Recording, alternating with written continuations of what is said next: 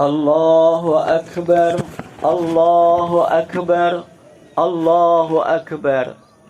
La ilaha illallah wallahu akbar. Allahu Akbar walillahil hamd. Allahu Akbar kabira walhamdulillahi katsira wa subhanallahi bukratan wa asila. La ilaha illallah wallahu akbar. Allahu Akbar walillahil hamd. Innal hamdalillah nahmaduhu wa nasta'inuhu wa nastaghfiruh wa natubu ilaihi. Asyhadu an la ilaha illallah wa asyhadu anna Muhammadar Rasulullah. Allahumma salli wa sallim wa barik ala Muhammadin wa ala alihi wa ashabihi ajma'in. Faya ayyuhal hadirun rahimakumullah, usikum wa nafsi bitaqwallah. Ittaqullaha haqqa tuqatih wa la tamutunna illa wa antum muslimun. Allahu Akbar, Allahu Akbar walillahil hamd. Hadirin sidang jamaah sholat Idul Adha yang berbahagia, bersyukur kita di pagi yang sangat ceria, begitu banyak nikmat dan karunia Allah yang kita terima. Maka ucapan takbir, tahmid dan tahlil pantaslah kita utamakan, karena pada saat ini juga seluruh penduduk dunia tidak melihat suku bangsa, tidak melihat etnis, semuanya melantunkan takbir, tahmid dan tahlil sebagai ungkapan rasa syukur, karena Allah telah memberikan kita nikmat yang sangat banyak. Kita ungkapkan atas ketundukan kita kepada kemahabesaran Allah, kemahamuliaan Allah, dan kemahaesaan Allah. Allahu Akbar, Allahu Akbar walillahil hamd. Hadirin jamaah sholat Idul Adha yang berbahagia, kadang hidup kita ini ditentukan oleh bagaimana kita menghadapi suatu masalah. Ada yang sebenarnya masalahnya sepele, tetapi ketika kita tidak tepat dalam menghadapinya, bisa jadi yang masalahnya sepele menjadi lebih berat, bahkan bisa sangat membahayakan. Kita sering melihat sekarang ada orang saling membunuh karena hanya gara-gara perkara yang kecil, misalkan hutang yang tidak seberapa, saling mengejek, ataupun karena masalah hal yang mungkin biasa kita hadapi, masalah perempuan, masalah harta, dan sebagainya. Ada sebuah contoh ketika kita menghadapi masalah itu tidak tepat, maka bukan menyelesaikan masalah yang terjadi, tetapi akan menjadikan kita lebih runyam. Ada sebuah kisah dalam sebuah buku oleh ahli hikmah, dikatakan ada seekor ular.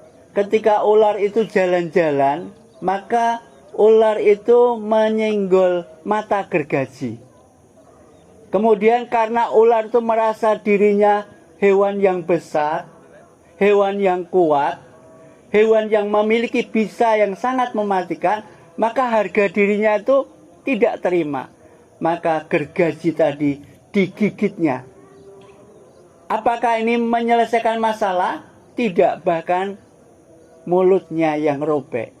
Tetapi harga diri ular ini tidak bisa dikalahkan. Ia merasa kuat, maka gergaji ini dililitnya dengan tubuhnya yang kuat. Tetapi apa yang terjadi?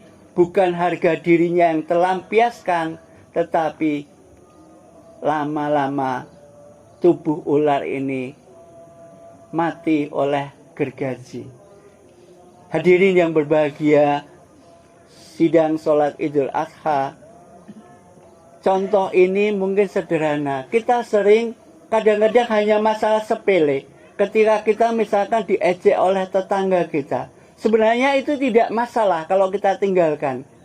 Seperti ular yang ketika terkena gaji, kalau dia paham, tinggalkan saja, dia akan selamat.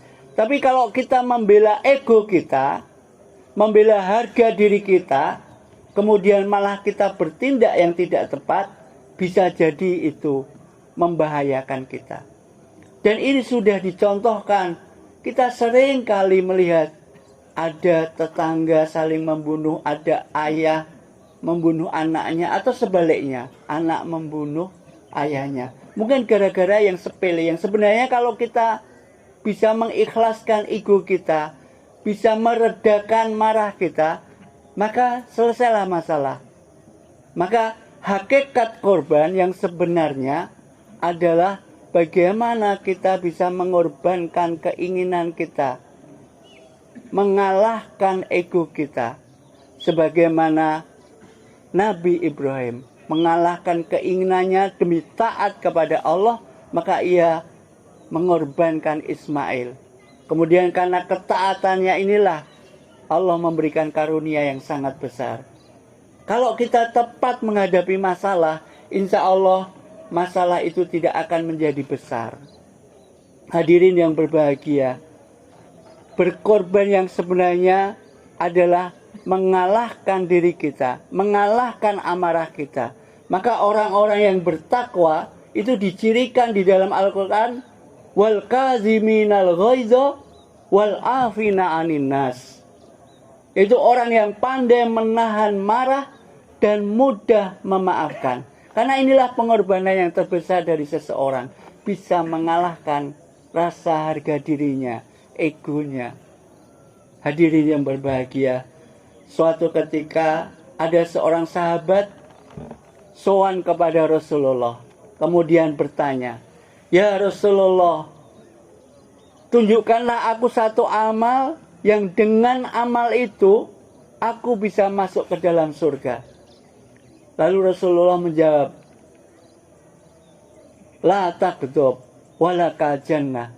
Jangan marah, maka bagianmu adalah surga. Hadirin sidang sholat Idul Adha yang berbahagia, kita akhir-akhir ini ditunjukkan oleh drama bagaimana tuduhan ijazah palsu. Ini pasti tidak akan selesai kalau tidak ada rasa saling bisa mengalahkan ego kita masing-masing. Kalau setiap kali kita hanya bisa memandang kesalahan pada orang lain, maka kita tidak akan bisa menyelesaikan berbagai masalah. Kalau sebuah kisah yang bisa kita ambil hikmahnya, ada seorang suami istri, ketika ia duduk-duduk di ruang tamunya, melihat sebelah tangganya itu ada cucian. Kemudian istrinya berkata, "Pak, cucian tetangga kita itu kotor sekali ya. Kasihan, apa dia tidak bisa mencuci atau mesin cucinya rusak?" Tapi di hari berikutnya ketika suami istri itu duduk di sofa yang sama, memandang cucian tetangganya, istrinya berkata, "Pak, sekarang kok cucian tetangga kita itu sangat bersih. Apa sudah ganti mesin cucinya ya?"